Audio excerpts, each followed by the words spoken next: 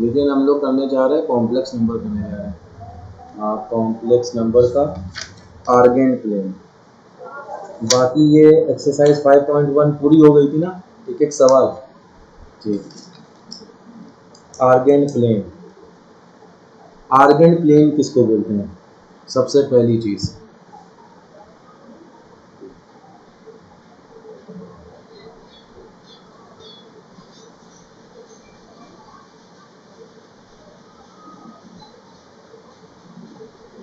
Urgent plane से पहले Cartesian plane देखते हैं।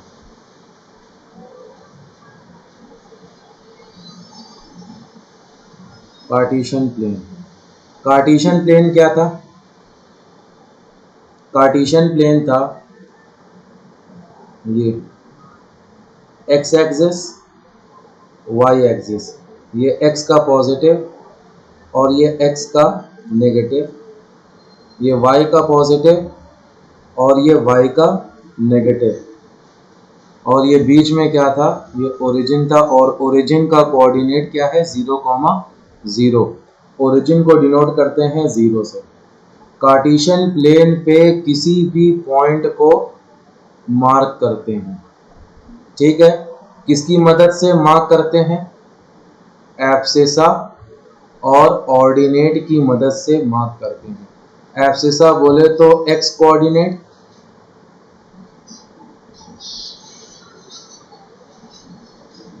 और ऑर्डिनेट बोले तो वाई कोऑर्डिनेट, ठीक? जैसे मिसाल के तौर पर अगर 3,4 को मार्क करना है, 3,4 को अगर हम लोगों ने मार्क करना है तो 3 क्या है? 3 आपका एक्स एक्सिस पे है और y क्या है? ये y एक्सिस पर। जैसे 1 2 3, 1 2 3 4, क्योंकि दोनों पॉजिटिव हैं तो दोनों पे पॉजिटिव लेना है। ये जो आपका आएगा पॉइंट, ये क्या कहलाएगा? 3,4, ठीक है? ये था कार्टेशियन प्लेन। अब इसी तरीके का क्या होता है? आर्गेंट प्लेन भी होता है। लेकिन आर्गेंट प्लेन और कार्टेशियन प्लेन में डिफरेंस क्या होता है? डिफरेंस ये होता है, आर्गेंट प्लेन काहे के लिए इस्तेमाल करते हैं?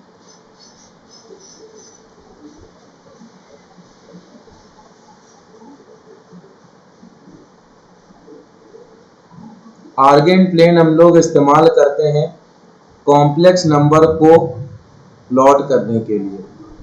काहे के लिए? कॉम्प्लेक्स नंबर को प्लॉट करने के लिए, ठीक? कॉम्प्लेक्स नंबर क्या होता है? कॉम्प्लेक्स नंबर को डिनोट करते हैं z से। कॉम्प्लेक्स नंबर के अंदर रियल पार्ट होता है, रियल पार्ट ऑफ z, और plus imaginary part of z। ये रियल पार्ट ऑफ z का मतलब, और ये आयोटा, यानी कि z के अंदर complex number is composed of real part and imaginary part, ठीक है? रियल पार्ट और इमेजिनरी पार्ट।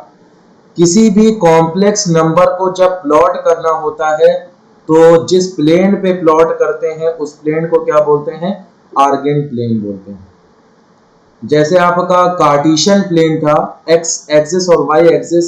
सिमिलरली यहां पर भी क्या होगा? दो एक्सिस होंगे, एक होगा आपका, दो एक्सिस होंगे, लेकिन वहां पर जो एक्स एक्सिस था और यहां पर जो एक्स एक्सिस, यहां पर एक्स एक्सिस पर रियल वाले नंबर्स को प्लॉट करेंगे, ठीक? और वाई एक्सिस पर क्या प्लॉट करेंगे? इमेजिनरी वाले नंबर्स, ठीक है? और बीच में आपका ये ओरिजिन होगा और इसका कोऑर्डिनेट क्या होगा? 0,0। जैसे कि z, एक कॉम्प्लेक्स नंबर प्लॉट करना है 4 प्लस 3 आयोटा, 4 प्लस 3 आयोटा। इस कॉम्प्लेक्स नंबर का रियल पार्ट की वैल्यू क्या है?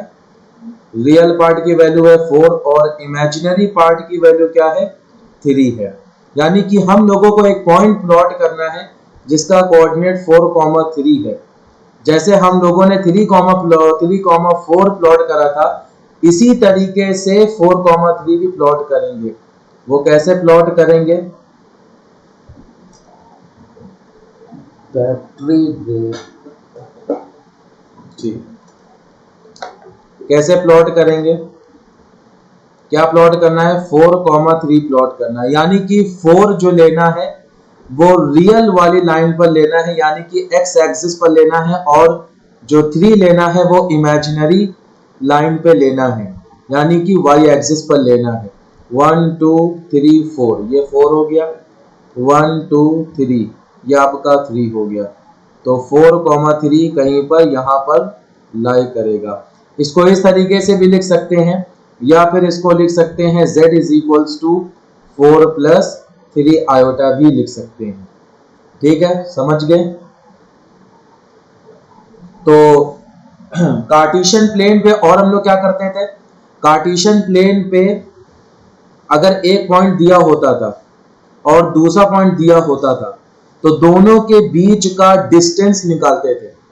और कैसे डिस्टेंस निकालते थे, बाय डिस्टेंस फॉर्मूला। कैसे निकालते थे, डिस्टेंस फॉर्मूले से निकालते थे। और डिस्टेंस फॉर्मूला क्या था, डिस्टेंस फॉर्मूला था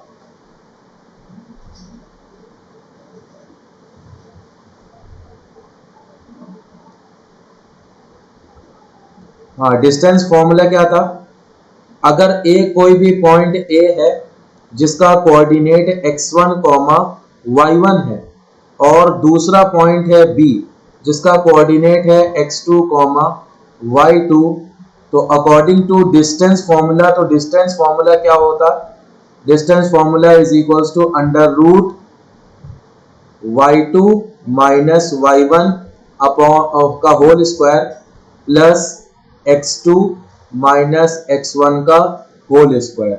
ये डिस्टेंस फॉर्मूला क्या कहता है कि ए पॉइंट और बी पॉइंट के बीच की दूरी हम इस फॉर्मूले से निकाल सकते हैं। ये डिस्टेंस फॉर्मूला है। ठीक है, इसी तरीके से जब बात करते हैं कॉम्प्लेक्स नंबर में आर्गेंट प्लेन पे, तो आर्गेंट प्लेन पे भी हम लोग डिस्टेंस फॉर्मूला अप्लाई कर सकते हैं। ठीक है, जैसे कि अगर एक कॉम्प्लेक्स नंबर है z1 और दूसरा कॉम्प्लेक्स नंबर है z2, z1 की जो वैल्यू है वो है 4 प्लस 3i, i क्या है, आयोटा, और z2 की वैल्यू है -3 प्लस 2 आयोटा। ठीक है, -3 प्लस 2 आयोटा। या तो इसको प्लॉट कर लें, प्लॉट करने के बाद डिस्टेंस फॉर्मूला लगा लें।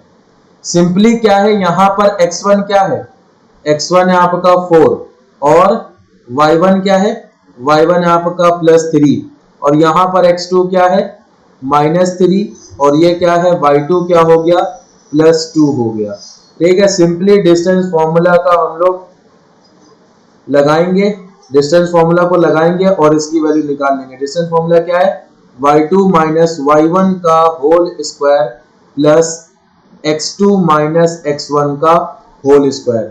y2 क्या है, y2 है 2, 2 माइनस 3 का होल स्क्वायर प्लस x2 क्या है, -3, -3 माइनस 4 का होल स्क्वायर अंडर रूट क्या आ जाएगा, 1 का स्क्वायर प्लस -2 -3 -4 क्या हो जाएगा, -7, -7 का स्क्वायर क्या हो जाएगा, 49। तो इसकी वैल्यू क्या आ गई, अंडर रूट 50 इसकी वैल्यू आ गई। इसको जब फर्दर सॉल्व करेंगे तो क्या होगा, 50 को क्या लिख सकते हैं, 50 को 5 इंटू 10 यानी कि 5 इंटू 2 इंटू 5 लिख सकते हैं। 5 बाहर आ जाएगा और अंदर क्या बचेगा, 2। यानी कि इसका मतलब क्या हुआ, एक कॉम्प्लेक्स नंबर z1 है और दूसरा कॉम्प्लेक्स नंबर z2 है, इन दोनों के बीच का जो डिस्टेंस है, जो दूरी है, वो क्या है, 5√2। जिस तरीके से हम लोग कार्टेशियन प्लेन पे डिस्टेंस फॉर्मूला लगा करके दो पॉइंट के बीच की दूरी निकालते थे, उसी तरीके से आर्गेंट प्लेन पे भी दो कॉम्प्लेक्स नंबर के बीच की दूरी डिस्टेंस फॉर्मूले से हम लोग फाइंड आउट कर सकते हैं। ठीक है, फिर उसके बाद अब क्या है, अब जैसे कि अब क्या फिर चलते हैं कार्टेशियन प्लेन पे। कार्टेशियन प्लेन पे एक पॉइंट था x1, सॉरी एक पॉइंट A था, दूसरा पॉइंट था B। एक पॉइंट था A दूसरा पॉइंट था बी, ए का कोऑर्डिनेट था x1 कॉमा y1 और बी का कोऑर्डिनेट था x2 कॉमा y2। ए का coordinate x1 comma y1, B का कोऑर्डिनेट x2 कॉमा y2। इन दोनों को लाइन ज्वाइन करी। लाइन ज्वाइन करने के बाद इनकी लाइन के बीच में एक पॉइंट सी आया और उसका कोऑर्डिनेट x3 कॉमा y3 और उस पॉइंट सी ने ये जो लाइन ज्वाइन हुई थी इस लाइन को m/n के रेशियो में डिवाइड किया। इसको अगर हम लोग डायग्राम पे देखते हैं और अच्छे से समझाएं तो ये कार्टेशियन प्लेन है, ये है x एक्सिस, ये है y एक्सिस, ये -x -y। एक पॉइंट A है, इसका कोऑर्डिनेट अभी हम लोगों ने लिखा था x1 कॉमा y1 और एक पॉइंट यहां पर कहीं पर B है, इसका कोऑर्डिनेट है x2 कॉमा y2। तो इन दोनों की लाइन ज्वाइन करी। लाइन ज्वाइन करने के बाद एक पॉइंट C है इन दोनों लाइन के बीच में, वो इस AB लाइन को m/n के रेशियो में डिवाइड कर रहा है। डिवाइड कर रहा है फिर उसके बाद हम लोगों को C का कोऑर्डिनेट निकालना है। C का कोऑर्डिनेट कैसे निकालते थे हम लोग कार्टेशियन प्लेन पे? किस फॉर्मूले से निकालते थे? सेक्शन फॉर्मूले से निकालते थे, सेक्शन फॉर्मूले से। ठीक, और सेक्शन फॉर्मूला क्या कहता था? सेक्शन फॉर्मूला क्या था? m into x2। देखो m है पहला वाला और ये बाद वाला x2, m into x2 plus n into x1 upon m plus n comma इसी तरीके से y का भी कोऑर्डिनेट क्या हो जाएगा? my2 plus ny1 upon m plus n। ये क्या है? Section formula for finding the coordinate of the point C which divides the line joining A and B in the ratio m/n। समझ में आ गया? ये था सेक्शन, ये था कार्टेशियन प्लेन केस में। यही सेम केस किस में होगा? आर्गेंट प्लेन पे। आर्गेंट प्लेन में भी यही सेम सीन होगा। कैसे? अगर एक कॉम्प्लेक्स नंबर है z1 और उसका कोऑर्डिनेट है जैसे कि 3 + 4 आयोटा, दूसरा कॉम्प्लेक्स नंबर है z2 और उसका कोऑर्डिनेट है 2 + आयोटा। इस z1 से x1 की वैल्यू क्या मिल गई? x1 की वैल्यू मिल गई 3 और y1 की वैल्यू क्या मिल गई? 4। z2 से x2 की वैल्यू मिल गई 2 और y2 की वैल्यू क्या मिल गई? 1। ठीक है, फिर एक तीसरा कॉम्प्लेक्स नंबर आया z3, उसका हमें कोऑर्डिनेट निकालना है, यानी कि उसका हमें रियल पार्ट की वैल्यू निकालना है और हमें इमेजिनरी पार्ट की वैल्यू निकालना है। और ये कॉम्प्लेक्स नंबर इन दोनों कॉम्प्लेक्स नंबर की ज्वाइन करने वाली लाइन को 3:1 के रेशियो में डिवाइड कर रहा है। तो हम लोग कैसे निकालेंगे? अगर इसको हम लोग एक आर्गेंट प्लेन पे ड्रॉ करके देखते हैं क्या आता है। ये आर्गेंट प्लेन है, ये आपका रियल वाला शो कर रहा है, ये आपका इमेजिनरी शो कर रहा है। तो हमारा पहला पॉइंट क्या है? पहला कॉम्प्लेक्स नंबर क्या है? z1 3,4 है। 3,4 कहां पर लाई करेगा? 3,4 ये आपका 3 है और थोड़ा सा पहले ले लेते हैं इसको, 1 2 3, ये 3 2 1 0, फिर ये आपका 1 2 3 4, ये 4। ठीक, 3,4 यहां पर कहीं लाया करेगा 3,4, ये आपका z1 हो गया। फिर उसके बाद हम लोग को z2 क्या दिया है? 2,1 दिया है। z2 है 2,1, यहां पर कहीं पे लाया करेगा z2 क्या है? 2,1। इन दोनों कॉम्प्लेक्स नंबर को ज्वाइन करने वाली लाइन को एक तीसरा कॉम्प्लेक्स नंबर z3 है, वो डिवाइड कर रहा है किस रेशियो में? 3:1 के रेशियो में डिवाइड कर रहा है। तो हमको Z3 का क्या निकालना है, रियल पार्ट निकालना है और इमेजिनरी पार्ट निकालना है। कैसे निकालेंगे, सेक्शन फॉर्मूले से निकालेंगे। सेक्शन फॉर्मूला क्या है, सेक्शन फॉर्मूला अभी लिखा है हम लोगों ने, m1 m into x2 plus n into x1 upon m plus n, comma m into y2 plus n into y1 plus divided by m plus n। तो क्या हो जाएगा, हमारे पास m क्या है, m की वैल्यू है 3 और n की वैल्यू क्या है 1, x1 y1 भी है और x2 y2 भी है। तो सिंपली क्या निकालेंगे, Z3 इज इक्वल्स टू, या फिर यू लिख लें real of Z3, real of Z3 क्या आएगा, m into x2, m into x2, यानी कि 3 into 2 plus 1 into 3 upon 3 plus 1, क्या आ जाएगा 6 प्लस 3 अपॉन 4, इसकी वैल्यू आ गई 9 अपॉन 4। अब इसका इमेजिनरी वाला पार्ट कैसे निकालेंगे Z3 का, वो भी इस तरीके से निकालेंगे, m into y2 3 into 1 plus 1 into 4 upon 3 plus 1, क्या हो गया 3 प्लस 4 अपॉन 4, इसकी वैल्यू क्या आ गई 7 अपॉन 4। तो Z3 का कोऑर्डिनेट क्या आ गया, Z3 is equals to 9 upon 4 plus 9 upon 4 plus 7 upon 4i, 7 upon 4i, ये Z3 का कोऑर्डिनेट आ गया। कैसे निकाला, सेक्शन फॉर्मूले से निकाला। ठीक है, अब जैसे एक कॉम्प्लेक्स नंबर है Z, उसका कोऑर्डिनेट है x प्लस आयोटा i, यानी कि उसका कोऑर्डिनेट है क्या, x कॉमा y है। ठीक है, z है। तो z को कैसे बनाया, z का रिप्रेजेंटेशन कैसे होगा, ये आपका z होगा।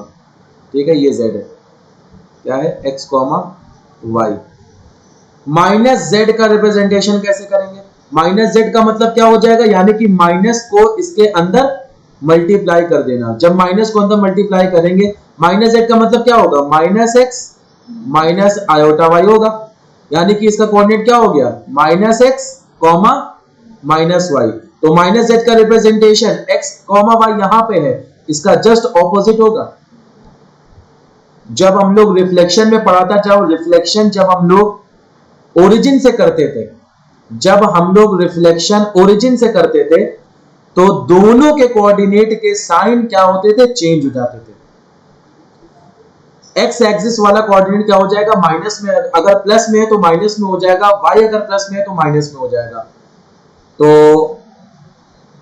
ये आपका यहां पे आ जाएगा minus x comma minus y. जब हम लोग ओरिजिन से रिफ्लेक्शन करते थे किसी भी पॉइंट का, तो बोथ कोऑर्डिनेट के साइन, बोथ साइन चेंज होते थे। जब हम लोग एक्स एक्सिस से के रिस्पेक्ट में रिफ्लेक्शन करते तो क्या चेंज होता था, y का साइन चेंज होता था। ठीक है, जब हम लोग y एक्सिस के रिस्पेक्ट में चेंज करते थे, यानी कि रिफ्लेक्शन करते थे, तो x का साइन चेंज होगा। ठीक है, x का साइन चेंज होगा। तो यहां पर क्या है, माइनस z का रिप्रेजेंटेशन हो गया। ठीक है, अब क्या बोल रहा है, अब बोल रहा है z का कॉन्जुगेट का रिप्रेजेंटेशन कहां पे होगा, कौन से कोऑर्डिनेट में होगा, ये तो आपका तीसरे कोऑर्डिनेट में आ गया। ठीक है, z कॉन्जुगेट का कौन से कोऑर्डिनेट में लाई करेगा, पहले z कॉन्जुगेट क्या होगा, z कॉन्जुगेट होगा x माइनस आयोटा y, यानी कि इसका कोऑर्डिनेट क्या हो गया, x कॉमा माइनस y हो गया।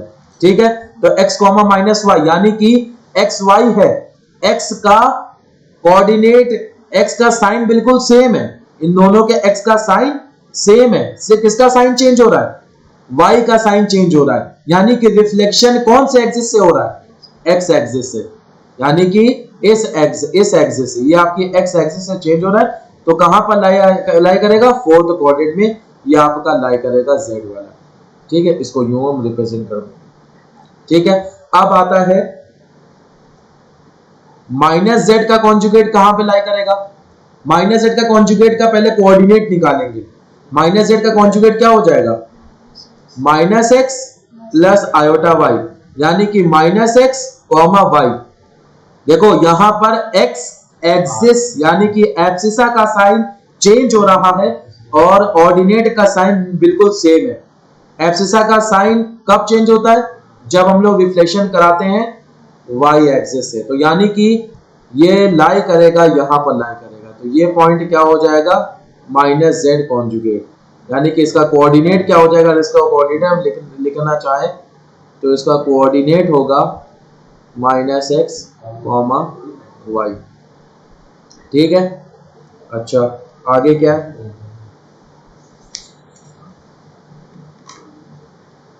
अच्छा कार्टेशियन प्लेन पे एक बार फिर से चलते हैं। कोई भी एक पॉइंट ए है, x1 कॉमा y1 है, और कोई दूसरा पॉइंट है b, उसका कोऑर्डिनेट है x2 कॉमा y2। ठीक है, इन दोनों को हमने ज्वाइन कर दिया, एक लाइन से ज्वाइन कर दिया।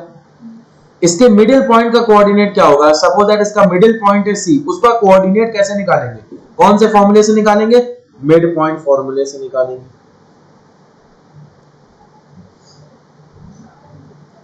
मिड पॉइंट फॉर्मूला क्या होता है, मिड पॉइंट फॉर्मूला, हाँ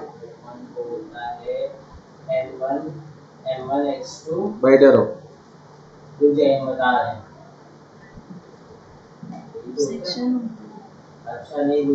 ठीक है। Mid point formula x1 plus x2 comma x1 plus x2 upon 2 plus y1 plus वो प्लस क्या बोल रहे हैं, x1 plus x2 upon 2 comma y1 plus y2 upon 2, ये क्या है, मिड पॉइंट फॉर्मूला। ठीक है, मिड पॉइंट फॉर्मूला। अगर एक कॉम्प्लेक्स नंबर है, यही सीन क्या होगा, कॉम्प्लेक्स नंबर पे भी होगा। कॉम्प्लेक्स नंबर एक है अगर 4 प्लस 2 आयोटा, और एक कॉम्प्लेक्स नंबर है z2, उसका कोऑर्डिनेट है 8 माइनस 4 आयोटा। ठीक है, ये दो कॉम्प्लेक्स नंबर है, इन दोनों को ज्वाइन करने वाली लाइन का मिडिल पॉइंट निकालना है, मिडिल पॉइंट का कोऑर्डिनेट निकालना है, यानी कि मिड पॉइंट का कॉम्प्लेक्स नंबर निकालना है। कैसे निकालेंगे, अगर हमने सपोज दैट उसको z3 ले लिया तो क्या होगा, 4 प्लस 8, ये होगा x1 इज इक्वल टू 4, और यहाँ पर y1 क्या हो जाएगा, y1 इज इक्वल टू 2, यहाँ पर हो जाएगा x2 इज इक्वल टू 8 और y2 क्या हो जाएगा -4, तो डिवाइडेड बाई 2 कॉमा 2 -4 अपॉन 2 क्या आ जाएगा 12 बाई 2, फिर उसके बाद -2 बाई 2, 2 1 जा 2 6 जा 2 1 जा 2 1 जा, क्या हो जाएगा 6 कॉमा -1, ये किसका कोऑर्डिनेट हो गया, z3। अगर इसको हम जनरल फॉर्म में लिखेंगे तो क्या लिखेंगे, 6 माइनस आयोटा, ये क्या हो जाएगा z3, जो कि एक मिडिल पॉइंट है किसका, z1 और z2 को ज्वाइन करने वाली लाइन का। ठीक, ये हो गया। अच्छा ठीक है, फिर उसके बाद सबसे पहला सवाल क्या है, using distance formula prove that the points 1 -1, क्या सवाल, पहला सवाल क्या है,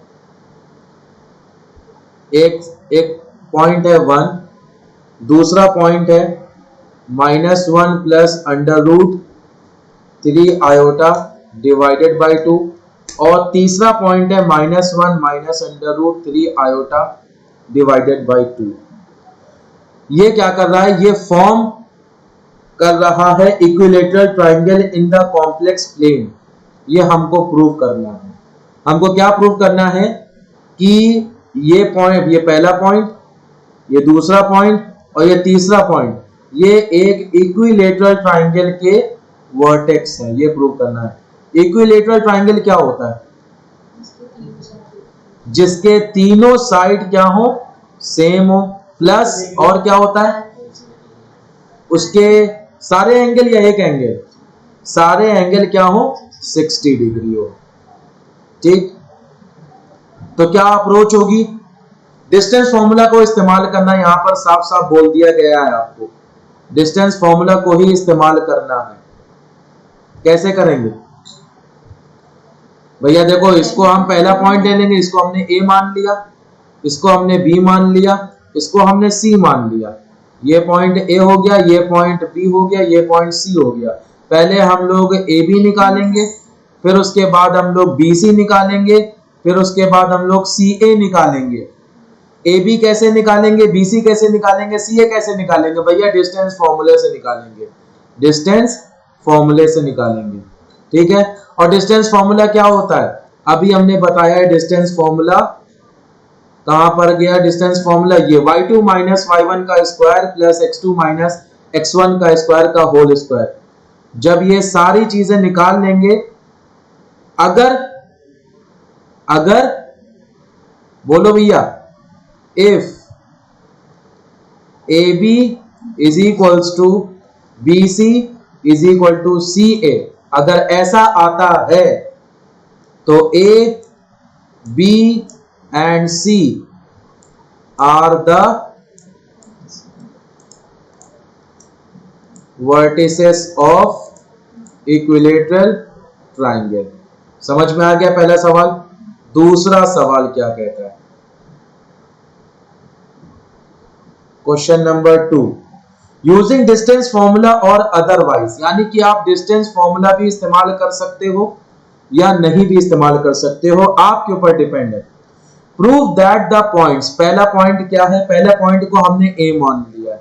पहला पॉइंट क्या है? -2 + 3 आयोटा। दूसरा पॉइंट क्या है? -1 + 2 आयोटा। और तीसरा पॉइंट क्या है? 5 - 4 आयोटा। प्रूव करना है ए बी सी क्या है? कोलीनियर है। क्या है? कोलीनियर। सबसे पहले तो ये बताओ कि कोलीनियर किसको बोलते हैं? What do you mean by collinear? बताइए, कोलीनियर किसको बोलते हैं?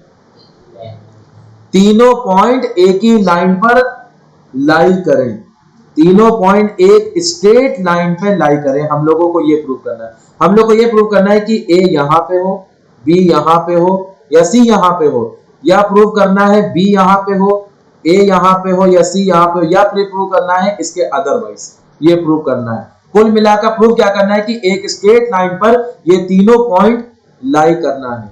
To prove. कैसे प्रूव करेंगे?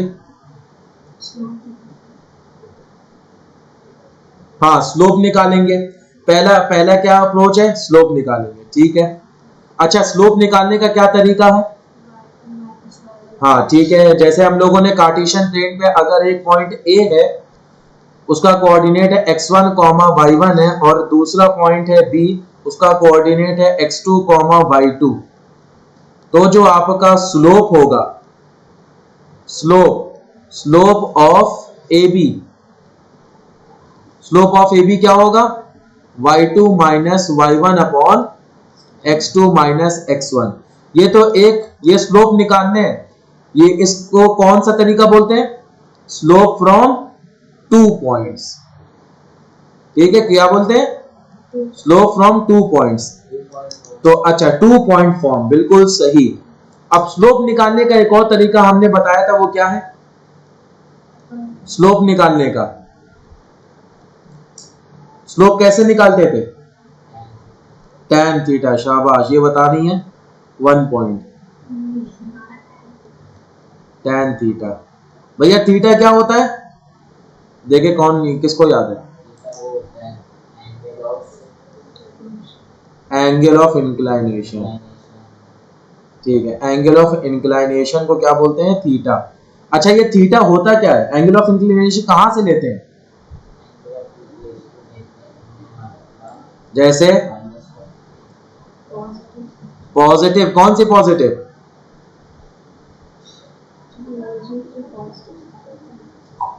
देखो, अगर कोई भी एक लाइन है, कोई भी अगर एक ये लाइन है, ठीक है, ये लाइन है, इसका स्लोप निकालना है।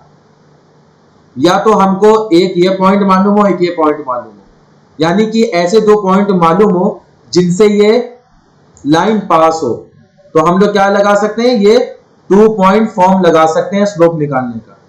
अगर हमको ये 2 पॉइंट ना मालूम हो, अगर हमको ये 2 पॉइंट ना मालूम हो, हमको मालूम हो थीटा, एंगल ऑफ इंक्लिनेशन क्या होता है? पॉजिटिव एक्स एक्सिस से लिया जाता है, पॉजिटिव एक्स एक्सिस और इस लाइन के बीच के जो एंगल होता है उसको बोलते हैं एंगल ऑफ इंक्लाइनेशन। अगर हमको एंगल मालूम है यानी कि थीटा मालूम है तो हम लोग tan थीटा लगा करके इस लाइन का क्या निकाल सकते हैं, स्लोप निकाल सकते हैं। ठीक है, एंगल ऑफ इंक्लाइनेशन। तो स्लोप निकालने का तरीका बता दिया। अच्छा, तो तुमने बताया कि स्लोप मेथड से हम लोग आगे प्रोसीड कर सकते हैं। ठीक है, स्लोप किसका किसका निकालेंगे, स्लोप किसका निकालेंगे, ए बी का निकालेंगे स्लोप, फिर उसके बाद बी सी का निकालेंगे, फिर उसके बाद सी ए का निकालेंगे। If slope of A B equals to B C equals to C A तो क्या होगा, कोलिनियर। ये तो एक तरीका हो गया। दूसरा तरीका क्या है, देखो स्लोप में क्या होता है, ये जो स्लोप अभी है पूरा मतलब पूरा मुकम्मल तरीका नहीं है। अच्छा, कैसे मुकम्मल तरीका नहीं है, ये भी फाइनल तरीका नहीं है। देखो कैसे वो बता रहे हैं भाई। देखो अगर एक लाइन है, बहुत अच्छे से समझना, एक लाइन हमने ये बनाई है, ठीक, और इसी के पैरेलल हमने एक और लाइन बना दी, तो बेटा ये बताओ दोनों लाइन का स्लोप क्या होगा, सेम होगा। अभी तुमने क्या कहा कि हम ए बी का स्लोप निकालेंगे, बी सी का स्लोप निकालेंगे। अगर ये स्लोप सेम आया तो ये ए बी सी एक ही पॉइंट पर लाई करेंगे। भैया अगर लाइन ए बी ये निकली और बी सी ये निकली, लेकिन पॉइंट तो सेम होगा, नहीं समझी?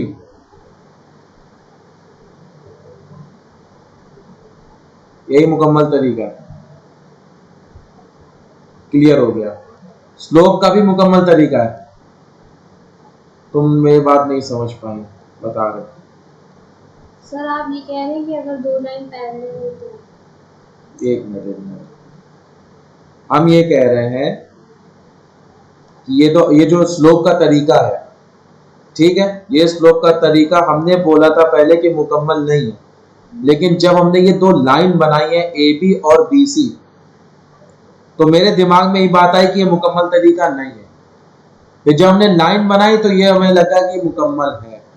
कैसे है कि भैया देखो ए बी का स्लोप निकाल लिया, बी सी का स्लोप अगर इसके सेम आता है तो भैया बी तो यहां से होगा ना, बी यहां पे कैसे आ पाएगा भैया? एक पॉइंट यहां पर जो है उसका कोऑर्डिनेट यहां पे आ सकता है, ये कोऑर्डिनेट तो इसका बी का कोऑर्डिनेट चाहे इधर का उधर हो जाए तो यहीं पे तो रहेगा ना।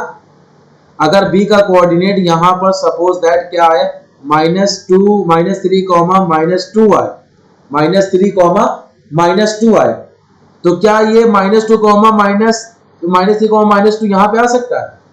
नहीं, तो ये बीसी लाइन आ गई तो बनेगी ना। ठीक है, तो ये एक मुकम्मल तरीका है। ठीक है, जो हमने पहले डिमांड करी थी कि ये मुकम्मल तरीका नहीं, ये बताया था, लेकिन ये मुकम्मल तरीका है। ठीक, अच्छा ये पहला तरीका हो गया। दूसरा क्या है अप्रोच? दूसरी अप्रोच क्या है?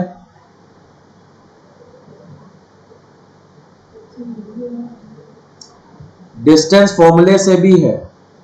डिस्टेंस फॉर्मूले से क्या क्या कर सकते हैं हम लोग?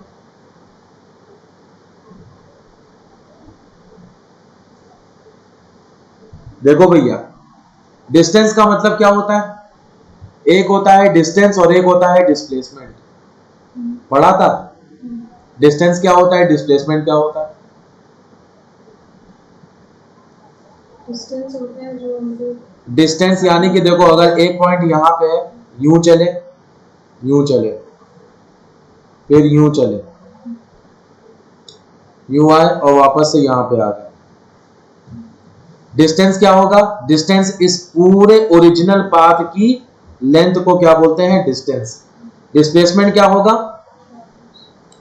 यानी कि इनिशियल पॉइंट से लेकर के फाइनल पॉइंट के बीच का जो डिस्टेंस है वो क्या कहलाता है? डिस्प्लेसमेंट। और displacement doesn't depend upon the path, displacement path के ऊपर डिपेंड नहीं करता बल्कि इनिशियल और फाइनल पॉइंट के ऊपर डिपेंड करता है। देखो अगर कोई भी एक पॉइंट ए है, दूसरा पॉइंट बी है और तीसरा पॉइंट सी है, ये तीनों एक लाइन पे लाई कर रहे हैं, डिस्टेंस फॉर्मूले से क्या अप्रोच होगी? यहां पे तो इन्होंने सवाल में लिख दिया है कि यूजिंग डिस्टेंस फॉर्मूला और अदरवाइज, यानी कि आप डिस्टेंस फॉर्मूला भी इस्तेमाल कर सकते हो या कोई दूसरी अप्रोच भी इस्तेमाल कर सकते हो। लेकिन अगर यहाँ पर यही लिखा होता है कि डिस्टेंस फॉर्मूला ही आपको इस्तेमाल करना है, जैसे पहले क्वेश्चन में लिखा है using distance formula prove that the point this form the vertices, अगर यही सवाल इसमें होता तो क्या करते? तो भैया ये करते ए बी का डिस्टेंस निकालते, बी सी का डिस्टेंस निकालते और फिर ए सी का डिस्टेंस निकालते। अगर ए सी का distance A B plus B C आता तो ये प्रूव हो जाता। अच्छा कैसे कैसे प्रूव हो जाता? डिस्टेंस क्या होता है? Actual path, length of actual path होता है ना। तो देखो अगर ए बी ये एक ही पॉइंट पे लाई कर रहे हैं, पहले ये बंदा यहां से चला यहां पे आया, ठीक, फिर उसके बाद यहां से चला, फिर उसके बाद यहां आया, तो टोटल डिस्टेंस कितना कवर होगा? जरूरी थोड़ी ना वो यहाँ पे है, वो यहाँ पे से जा सकता है, वहां पे भी जा सकता है, बिल्कुल जा सकता है, लेकिन तो straight line distance straight line पे होता है।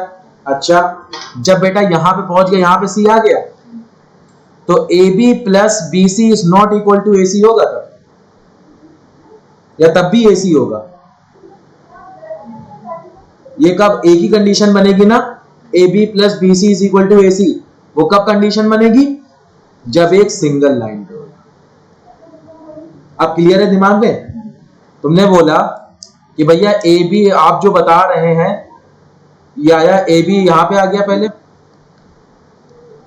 और इसने वापस पलटा मार दिया, फिर यहां आगे पहुंच गया सी, तो A B plus B C is not equal to A C. अब ए सी क्या होगा? अब ए सी क्या होगा? अब अलग हो जाएगा, A C is equal to A B plus B C, वाहिद एक ही कंडीशन होगी, वो कब होगी? जब ए बी और सी एक सिंगल लाइन में लाई कर रहे होंगे। समझ आ गया? ठीक है, तो दो तरीके हैं, एक तो तुमने स्लोप बताया और एक क्या है? डिस्टेंस फॉर्मूले से। बिल्कुल समझ में आ गया? बिल्कुल क्लियर? कोई प्रॉब्लम तो नहीं? ठीक। सर एक चीज और, हाँ बोलो बोलो बोलो। स्लोप का आपने बहुत तरीका बताया। क्या स्लोप का हमने और तरीका? 3 पॉइंट और लेके आ गए। वो ए प्लस बी के कुछ स्लोप नहीं बताया होगा, सर ने बताया होगा। नहीं सर ने स्लोप का ही बताया था। क्या था वो बी का जब डिस्टेंस हम लोग को पता होगा, वो डिस्टेंस से कुछ ऐसे होगा। ये वही वाला है 1.4 वाली बता। नहीं वो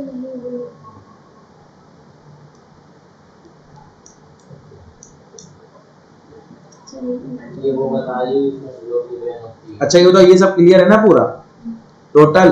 ठीक है आगे तीसरा सवाल। अभी टाइमिंग क्या हुआ? सर 7:30 हो रहा है। बस करिए बेटा टाइम ही नहीं हुआ अभी। अरे सर बहुत टाइम। क्वेश्चन नंबर 3 लास्ट एक और बचा है, फिर उसके बाद हम तो समझा रहे हैं, सारे समझा करके भेज रहे हैं। ठीक है 3 if the points A, B, C and D are represented by the complex number 4 plus I, देखो सुनो,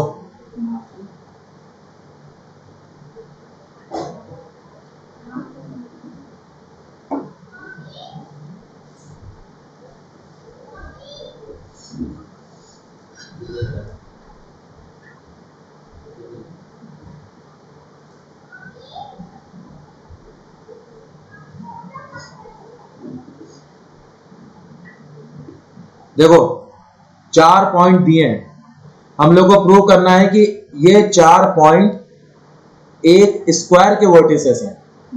स्क्वायर की कंडीशन क्या होती है? सारे साइड्स तो रोम्बस के भी इक्वल होते हैं, एंगल्स डायगोनल्स भी इक्वल होते हैं। ठीक है, और जैसे ये एक स्क्वायर है, ठीक है, तो देखो स्क्वायर की सारी साइड्स इक्वल होती हैं, ठीक, पहली चीज। दूसरी चीज क्या है, सारे एंगल क्या होते हैं, 90 डिग्री होते हैं। तीसरी चीज क्या है, इसके जो डायगोनल है, ये डायगोनल यानी कि ऑपोजिट वर्टिसेस को ज्वाइन करने वाली लाइन क्या बोलते हैं, डायगोनल। डायगोनल क्या होते हैं, डायगोनल भी इक्वल होते हैं, ठीक। फिर उसके बाद डायगोनल का जो मिड पॉइंट होता है वो आपस में कोइंसाइड कर रहे होते हैं। इसका मतलब क्या हुआ, इसका मतलब हुआ अगर ये A B C D, diagonal AC का मिड पॉइंट अगर D है और डायगोनल BD का, सॉरी, डायगोनल AC का मिड पॉइंट निकालेंगे, डायगोनल DB का मिड पॉइंट निकालेंगे, वो दोनों आपस में इक्वल होंगे। ये रिक्वायर्ड कंडीशन है एक स्क्वायर की। हमको प्रूव करना है कि ये ABCD वर्टिसेस ऑफ स्क्वायर है। कैसे प्रूव करेंगे, क्या क्या अप्रोच होनी चाहिए, एक तो स्लोप वाली होगी, स्लोप वाली होगी। पहले क्या है, स्लोप है। अच्छा, पहला अप्रोच है आपका स्लोप, ठीक है। स्लोप, स्लोप का अप्रोच क्या है कि हम लोग लाइन होती है तो नहीं हम लोग सब, हाँ वो तो ठीक है, वो सबसे पहले हम लोग स्लोप निकालेंगे AB का, साइड AB का, साइड BC का, साइड CD का और साइड DA का, ठीक है।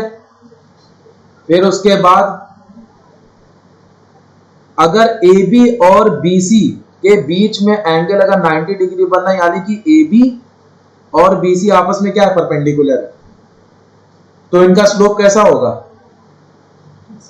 दो लाइन अगर आपस में परपेंडिकुलर होती हैं तो उनके स्लोप का रिलेशन क्या होता है। अगर एक लाइन का स्लोप m1 है और दूसरी लाइन का स्लोप है m2 और ये दोनों आपस में परपेंडिकुलर है, तो रिलेशन क्या होता है, m1 into m2 is equal to -1। अगर AB और BC के केस में ये आ रहा है तो ठीक, अभी प्रूव नहीं हुआ है।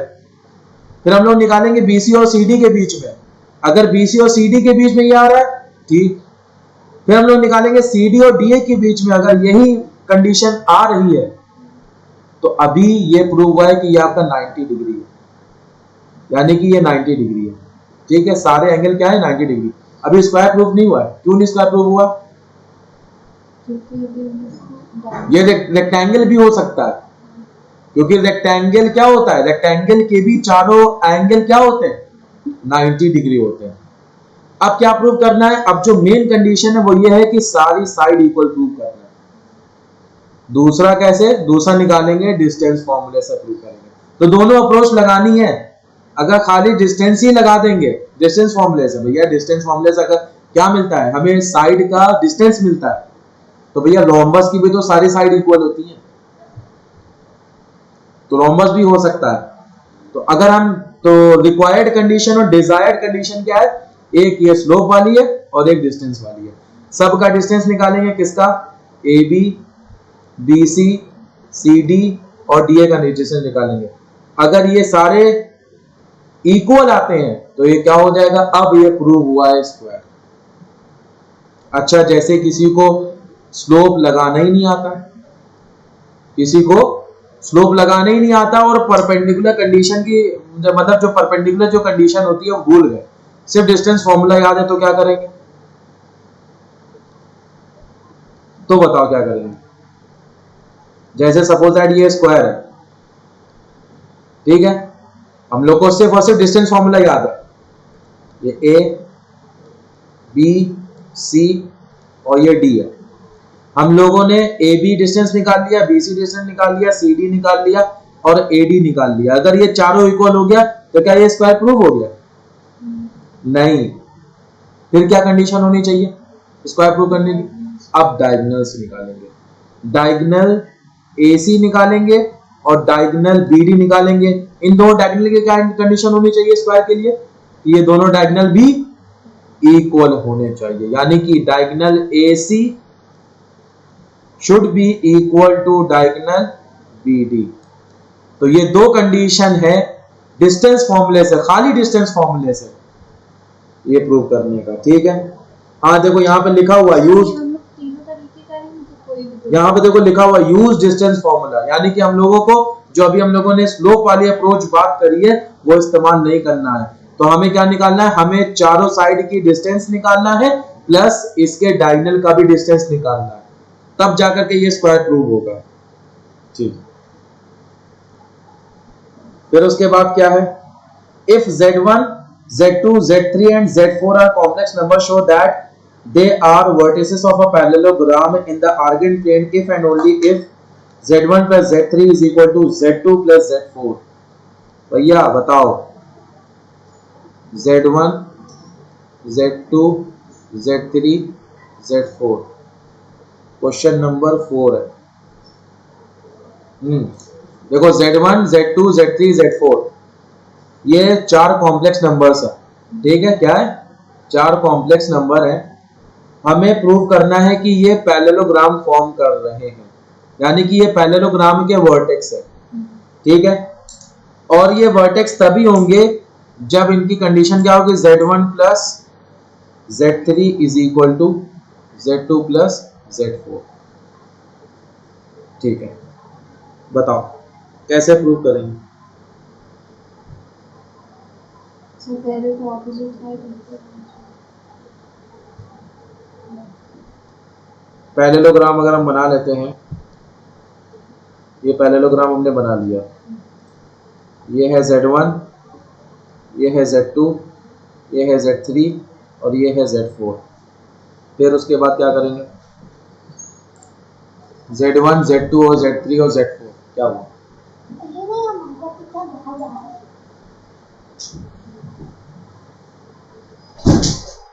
हाँ भैया बताओ।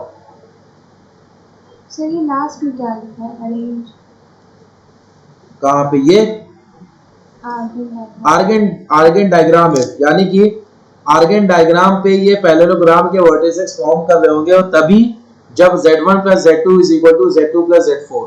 अच्छा ये प्रूव करना है। हाँ ये प्रूव करना है, vertices of the parallelogram. Last question इस एक्सरसाइज का, ये पूरी एक्सरसाइज आपकी हो गई। कैसे प्रूव करेंगे,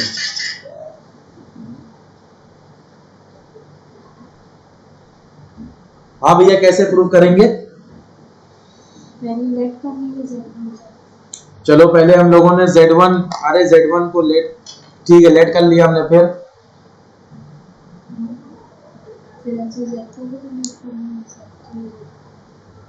उसके बाद ऑपोजिट देखो इसको हमने, आ गया मेरा पेन,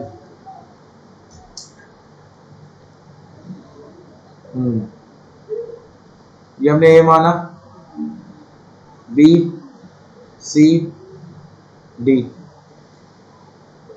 मान लिया। ठीक, फिर A है आपका Z1, B है आपका Z2, C है आपका Z3, D है आपका Z4। फिर क्या करेंगे भाई, देखो अच्छा अब ये हो गया, कंफ्यूज ना होना बिल्कुल भी जरा सा भी। पैरेललोग्राम की सबसे पहले क्या लिख लेते हैं, कंडीशन लिख लेते हैं। ठीक है, कंडीशन क्या होती है पैरेललोग्राम की, पहली कंडीशन क्या है भैया, पहली condition opposite sides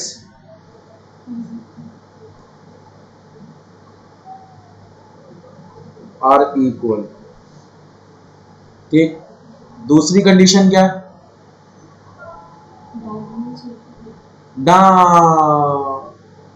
diagonals equal नहीं होते हैं, डायगोनल्स के मिड पॉइंट इक्वल होते हैं, mid point of diagonals are equal, यही दो। और तीसरी कंडीशन क्या है, ऑपोजिट जब मिड पॉइंट इक्वल होंगे तो साइड्स आर, एक minute, mid points equal in the sense mid point coincide करना होगा, यानी मिड पॉइंट एक ही होगा।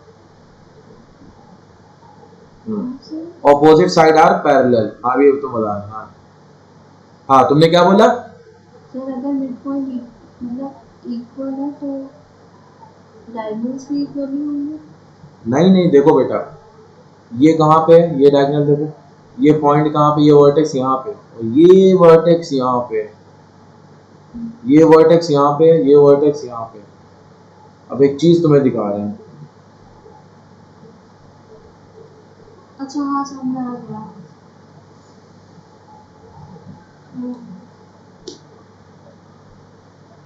ये देखो,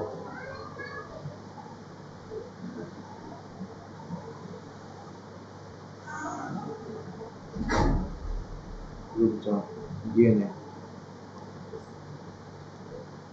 सेट स्क्वायर रूल, देखो ये रूलर है। अगर अपन लोगों ने इसको मेजर करा, ये देखो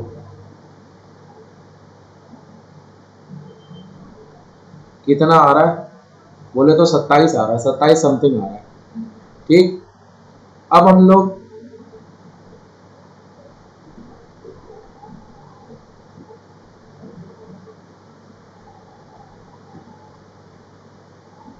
यहाँ पे रखा, ये डाल लिया,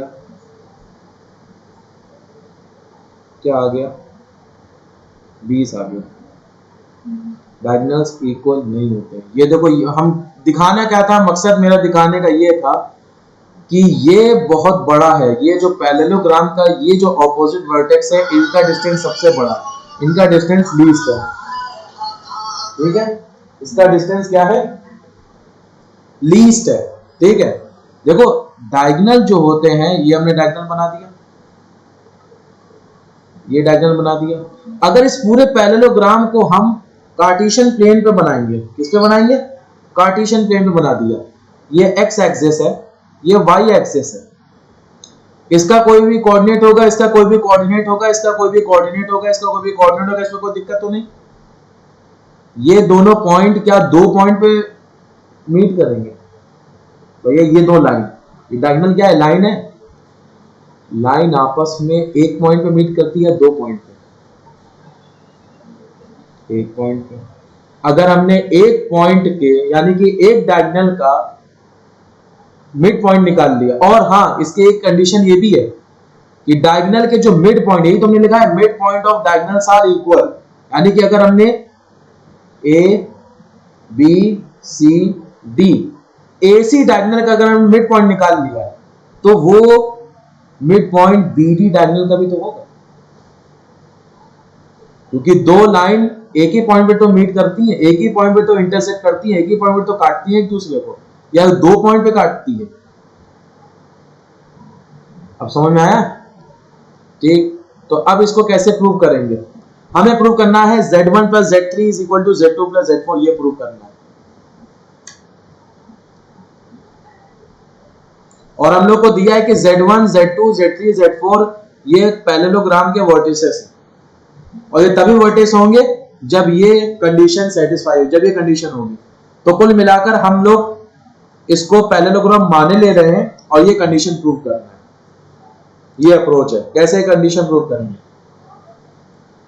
कंडीशन पे ध्यान दो, कौन सी कंडीशन लगेगी तीनों में, कंडीशन में से दूसरी वाली लगेगी। दूसरी वाली कैसे लगेगी, पहले हम डायगोनल AC का क्या निकालेंगे, मिड पॉइंट निकालेंगे। डायगोनल AC का मिड पॉइंट क्या आएगा,